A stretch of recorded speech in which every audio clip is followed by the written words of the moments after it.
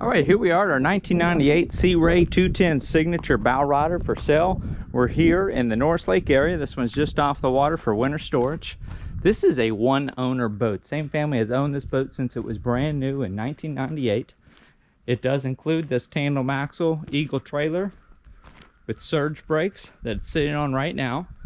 We've got a cockpit cover, snap-in bow cover, Sunbrella Bimini top, which I've got raised up right now. And I'll invite you to our website for the full details on this one. We'll have the full write-up with all the specs on this one in case I missed anything in the video. We'll have a full photo slideshow tour of it. And of course, at the end of this walk around, I'm going to get up close. We do have some wear on this one, what we would sometimes call dock rash. I'm going to get up close on all that near the end of this video. For the current asking price, you'll want to visit the website. Again, that's www.yournewboat.com. If you take the time to open up a new tab or a new window, type in yournewboat.com, hit enter, let that load. You'll notice that orange lettering there. That will indicate you're at the right place. And look for the Find Your New Boat button in the top left-hand corner. When you click that, it's going to load all of our inventory and order price. This one's going to be down near the bottom of that first page. We don't mention the asking prices because they'll sometimes change until a listing is sold. This would make a great first boat for someone. And I'll go into more details on that here after we do the kind of the full model walk around. We do have an SEI 116 or an SE Drive 16 outdrive. This was basically a replacement outdrive that is comparable to an Alpha 1. Little integrated swim boarding platform. This is your ski tow hook. That is a drive trim switch, so you can raise or lower that outdrive from back here by the platform, whether you're trying to get this in a storage facility, or if you're you know, happen to be in the water, you get into shallow water, your engine's off, maybe you're floating, you can raise that drive trim without actually having to climb up into the boat. That's a handy option. That swim boarding ladder does fold up into that little latch right there. And I'm gonna climb on in the interior. This one's rated for 10. This is a 21-foot boat. We've got these back-to-back lounge seats, and these will recline, or they basically not so much recline, they'll lay flat, so they'll turn into a sun lounge. I'll have photos of this at the website. Basically, you've got a switch, and this is the same for both of them. A little switch right here. Maybe I shouldn't have done that. Sometimes it takes two hands, and that kind of pops it free, and then these lay flat. Now we do have some dirt in these creases, and this is going to clean up. Just want to point that out to you. So you see that in the photo tours. I mean, that's only showing when you've got these in the full lounge position, but I want to point that out. A lot of people don't use those very frequently, but they both do that. So the passenger and the driver's seat are both going to do that. You've got a little bit of storage underneath. You can see that kind of that snap-in carpeting. In-floor storage locker. Here at your driver's seat, you've got full engine controls. We got a tilt steering wheel. You've got digital depth finder, battery meter. That's your engine water temperature. That's your speedometer. Here's your tachometer with a integrated hour meter. There's currently 1,324 hours showing. I'm trying to take the glare out so you can see that. I don't think I'm doing a very good job. There's an attempt. Maybe you can see that if I get the light in out of there. Here's your oil pressure, drive trim gauge, and your fuel gauge. That's a 41-gallon fuel tank. Here's your Clarion AM, FM, CD stereo. And we've got 4 speakers on board.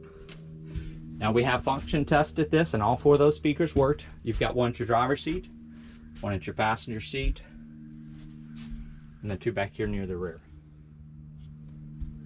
We also tested the navigation lights, the horn, your bilge, and your blower. All those pass function test.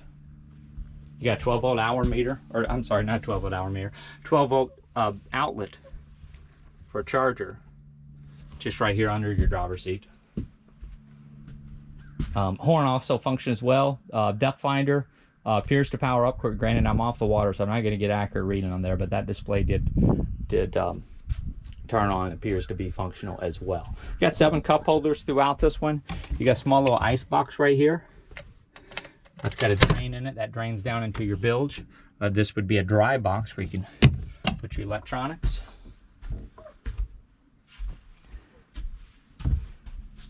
Let's see, inboard or in-floor storage locker. That's a little dirty right there. There was actually a carpet liner for that can be snapped in place. And I'm going to close that hatch. This hatch is also lockable. And then we've got a walk-through to your bow. A little integrated waste bin. And then here's your bow seating. 2 speakers up here at your bow. And then we have a bow filler cushion as well. That's going to lay in right here as your snap-on bow cover. This is your structure that holds your bow filler cushion.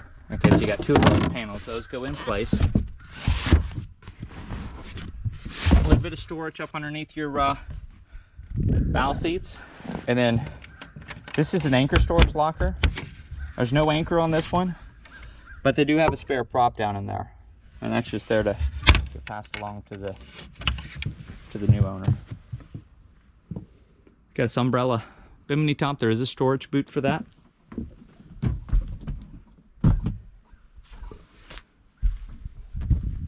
Now, your rear seating, and bear with me here, I'm going to attempt to do this while filming. There's a little groove that seat pops into, and you basically can create a sun lounge here with both seats. Now underneath this seat, the one I just lifted up, we've got another little ice box or integrated cooler. I'm going to pull that out of here so I can attempt to show you the engine compartment. Okay, so both of these seats, and the other thing is you can remove these seats if you don't have a full 10 people on board. You can remove, this seat right here, and this is basically going to be a double as a step for getting in and out of the or on and off the swim platform. Now, this seat has a hinge missing. You'll see that here in a minute. I'm gonna pull this up slowly so you can see that's where that hinge would install. There's your anchor light that's laying in this little storage tray right here. So what I'm going to do is I'm just going to slide this back so I can lift up the engine hatch. It's right here, and this is for our MerCruiser 5.0 liter. That's a Thunderbolt 5 ignition. That's a carbureted V8 inboard outboard engine. There's that 41-gallon fuel tank sits just forward of that engine. Again, about 1,324 hours currently showing on this one. And then you might be able to see there's a halon fire extinguisher back there as well, which is basically an automatic fire extinguisher that will designed to come on should you ever have a engine fire. So here's your specs on that. Again, it's the Thunderbolt 5 ignition. It's a 5-liter carbureted 305 cubic inch displacement. All right, so now I'm gonna attempt to lay this back into place. Okay, and then this, again, that hinge can be reattached. And I'm just gonna kind of lay that back in place. There we go. Your battery can be accessed from under here. That's a 24 Marine Start battery. There's no date code on that. This is a one-owner boat, so we'll have full service records available on this one. You can contact us through the website, reach out to me via email, and you can request those, and we'll send you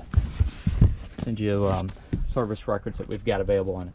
I'm gonna start showing you the wear and tear on this one. You've got, this is a 98 model boat, so you're gonna have some wear in the upholstery.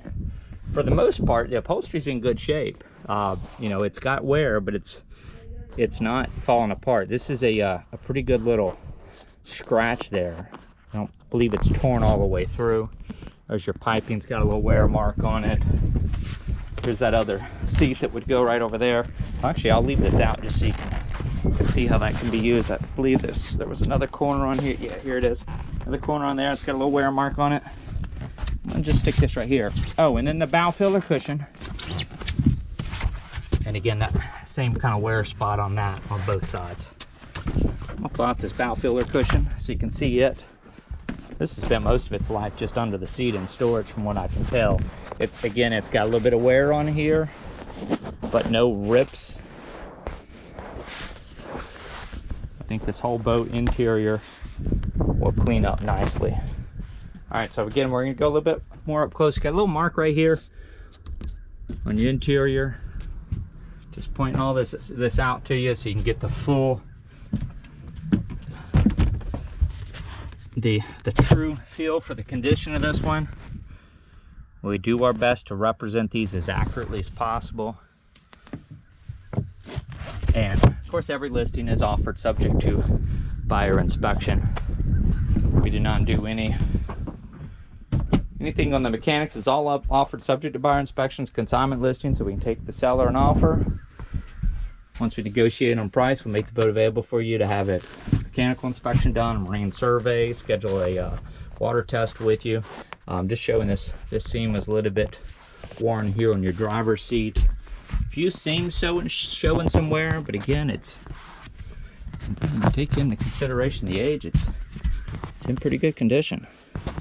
A little bit of a stretch there, flat seam. I think that about does it for the interior. So again, I'm gonna climb off the boat now and get up close on the exterior for you. I think I've shown you everything in here. A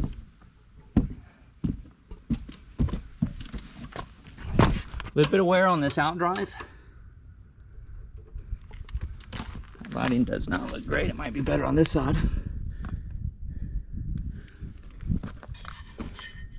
A few marks on the propeller, but it's definitely still serviceable. It's a 3-blade prop. Right here, this is your clean out for your speedometer. And I don't know if I'm saying that right, but it's a pittock. And that can be cleaned if your speedometer's not working on these earlier generation boats before they switch to GPS. Any little thing in the water, piece of algae, you know, you name it, will get in there and clog that up, and your speedometer basically will start reading 0. So when that happens, you want to take something small but that can't break, and kind of put it in there and move around. Generally, you'll clean that up. Speedometer will work again for, you know, a couple hours, maybe a day, maybe a month. Really depends on how clean the water is that you're boating in. All right, so gonna get up close on this dock rash. Here's your rub rail. You're missing a little screw on this little stainless rub rail insert. Little mark here. This is a snap there for that cover, and again, you got some scratches up here. I want to kind of do a pass up above the rub rail, and then we'll come back below the rub rail.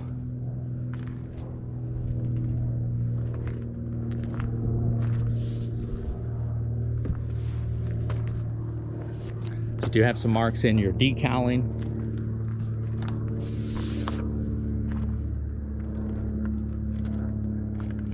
There's that 210 logo. A few other marks up here near the back of this Bimini top. Now, a real good wax on here.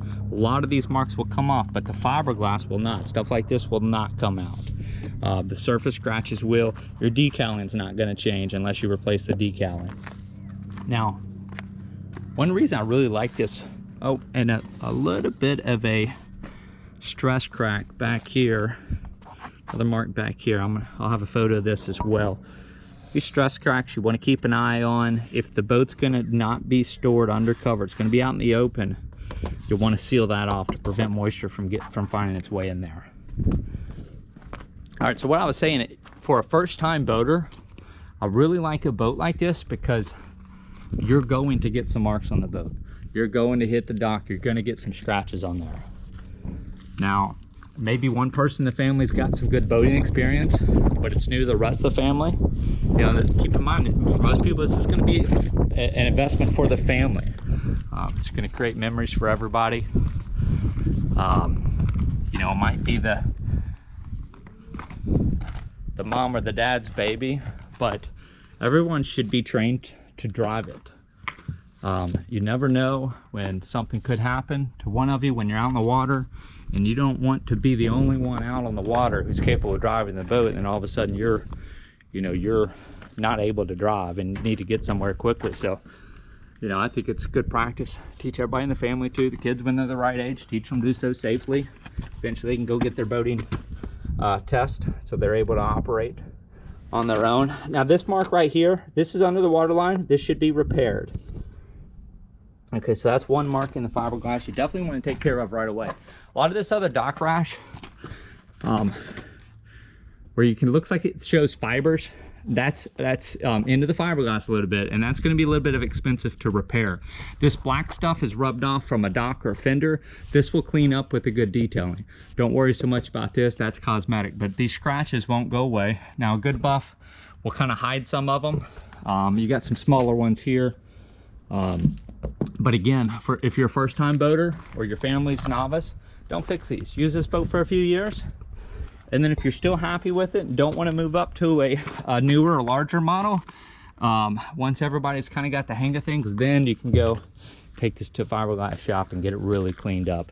Now you can still wax it, and a lot of this stuff's going to go away, but all I'm suggesting is don't spend the money on getting a lot of this fiberglass and gel coat work fixed, because you'll feel sick to the stomach the first time you put a new scratch into it. So wait till you got some good experience. Scratches will happen, even to the best of us. Can't always control all the conditions. Of course, you can blame it on conditions if you want. A lot of times it's just, you know, maybe you're just got a little bit too relaxed and stop paying attention. Next thing you know, you're gonna bump the dock. Of course, that's what your fenders are for, but scratches will happen. But you know, again, my advice: don't get all this dock rash repaired for your first season. If you're a novice boater, wait till you really got the hang of things and you've mastered your docking and putting it on the trailer and everything else. Most of these marks up here at the front, those all come from putting it on the trailer. Sometimes they come from pulling into a slip a little too fast. You know, they'll look nasty. But again, they're not all critical. That one spot that was under the water line, that should be repaired. The rest, wait till you really got the hang of things, and then you can spend the time and money to getting those repaired. This does need some new tires on it. That's going to wrap things up for us today. Thank you very much for joining us. Visit the website for questions. Contact us through there. We can make arrangements to have those tires replaced before the boat leaves our area. Thank you again for joining us.